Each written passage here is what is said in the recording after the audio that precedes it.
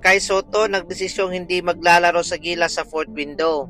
Ayon sa ulat ni Homer Saison, inaasang hindi makakalaro si Kai Soto sa FIBA fourth window sa susunod na buwan, pati na rin sa Asian Games sa Nagoya, Japan. Kung bakit, alamin natin. Bago natin simulan ang ating basketball update, pasubscribe naman at pakifollow sa ating TikTok account para updated ka sa mga bagong upload natin. Bago tayo mag-react, isang malagang detalye ang dapat natin tandaan. Hindi umano dahil ayaw ni Kai maglaro sa Gilas, Pilipinas.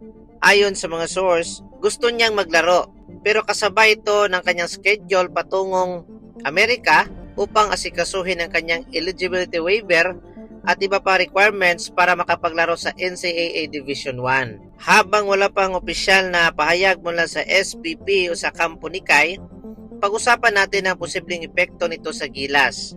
Sa upcoming games kontra Jordan, malaking hamon agad ito sa Gilas. Naghahanap ka ba ng Kyrie Irving signature shoes na only for 590 pesos? Molten na bola, basketball medyas at Klay Thompson na signature shoes na quality at affordable? Nasa description ng links. Kilala sila sa physical na laro at pag-atake sa loob.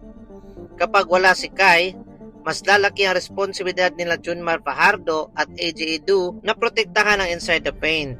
Mas magiging mahirap din depensahan ang pick and roll dahil isa ito sa pinakamalaking kontribusyon ni Kai sa Gilas. At laban naman sa Iran, na kilala sa matitinding rebounders at malalaking players, maaaring mapilitan ng Gilas na pabilisin ang laro.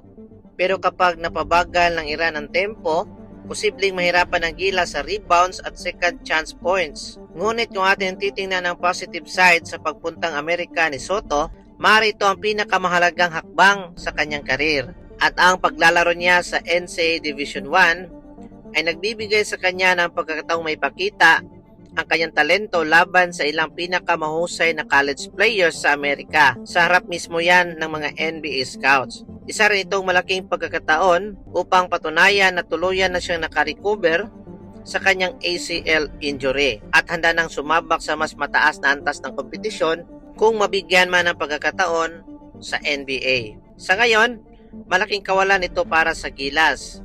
Pero sa pangarap ni Kai na makarating sa NBA, maring ito na ang tamang pagkakataon. Kaya suportahan natin si Kai at huwag nating i-bash. National team naman ng Pilipinas ang makikinabang sa improvement ni Kai pagdating ng tamang panahon.